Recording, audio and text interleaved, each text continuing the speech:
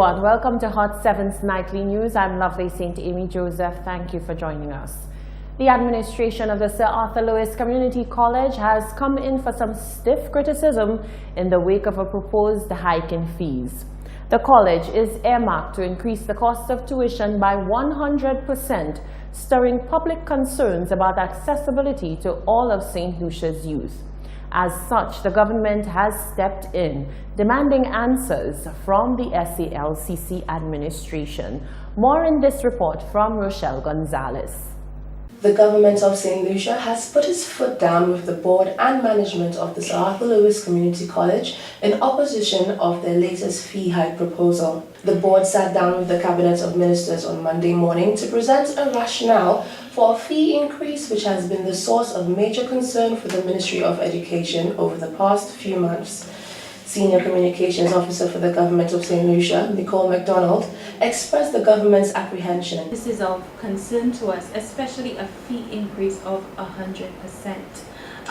We are concerned about the impact this will have on parents, on students, and we wanted, as a government, to get a better idea of the direction of the college and whether in fact they are meeting the needs of the students. MacDonald continued that the government currently contributes $15 million to the college in order to support tuition, students and the school's activities. A move of this sort, she said, could prove to be problematic for the college, but even more so for students hoping to seek tertiary education in St. Lucia. It is not a matter that we take lightly at all.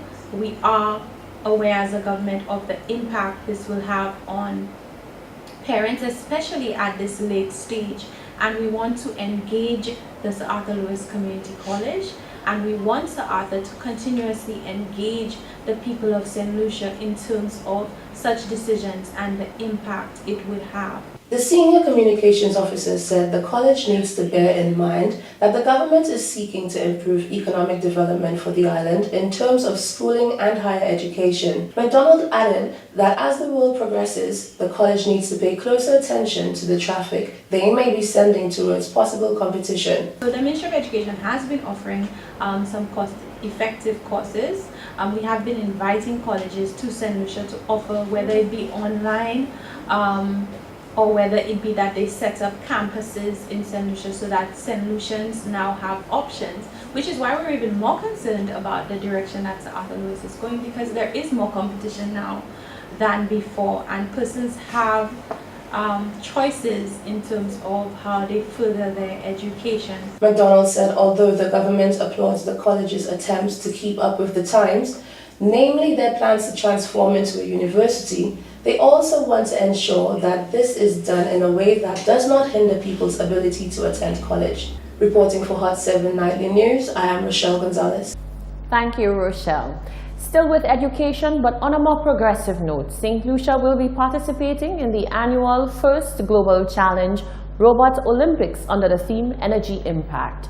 During the competition or challenge, shifting alliances of 3 nations will compete to fuel power plants, initiate renewable energy plants, and build a resilient transmission network using their team robots. Team St. Lucia will be one of over 150 countries participating in this Olympiad-style international competition. The team comprises of Anne K. Boudou of the Vieux-Fort Comprehensive Secondary A-Level Department, Dion Rakai and Tatten David of Sir Arthur Lewis Community College, Division of Arts, Science and General Studies. The students will be accompanied by Gianetti George, who is the Curriculum Officer for Natural Sciences.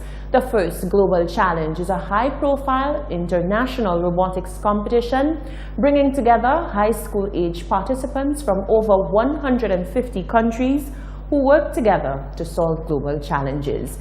The competition inspires not only those who participate, but also many more from the team's home countries. Last year, St. Lucia ranked in the top 1/3, and this year the team is working to improve that performance. In other news, Minister in the Ministry of Finance, Dr. Eubaldus Raymond, on Monday provided an update on government bonds that matured last month in light of what he says is misinformation from the opposition St. Lucia Labour Party. Dr. Ibaldus Raymond says the evidence is clear. He claims there is a high level of investor confidence in St. Lucia. He indicated that the bonds were taken 8 and 10 years ago. The bonds matured last month and the government, through the Department of Finance, sought out a rollover on those bonds. Good news is that the bonds will roll over.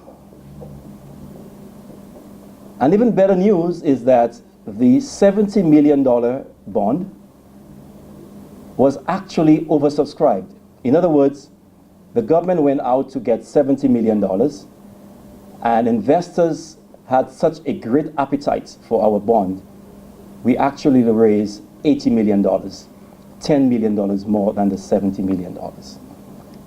And of course, the $50 million bond was fully subscribed. Dr. Raymond also announced that the Treasury bill that the government took from the NIC in the amount of $100 million will be paid to the NIC on the 26th of August. Dr. Raymond also apologized to pensioners for what he says are unfounded and irresponsible claims on the part of the opposition SLP. He says there is no need to panic given that the $100 million is set to be repaid soon. This is very important because you may recall that there was an attempt to create a lot of mayhem, a lot of fear among the pensioners of the NIC. So I want to reassure again the pensioners in the NIC that your investment is safe. We, as a government, is going to repay what we borrowed on the 26th of August. The Castries Constituency Council has appointed Mr. Wilfred Pierre as its new Chief Executive Officer. Mr. Pierre holds an MBA and Master of Science in Management and a Bachelor of Science in Economics. He joins the organization with a wealth of experience coming from the public service, where he once served as Director of Special Initiatives and the National Authorizing Officer within the Office of the Prime Minister. Mr. Pierre also served as the Deputy Permanent Secretary within the Ministry of Agriculture and as the General Secretary of the CSA.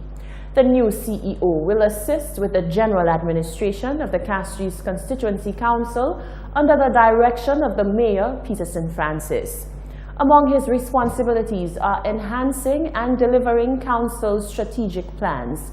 Mr. Pierre will also build on the existing institutional framework and complements the management of the organization, conceptualize new profitable opportunities, assist in driving revenue, along with an intensified focus on improving the productivity of the Council.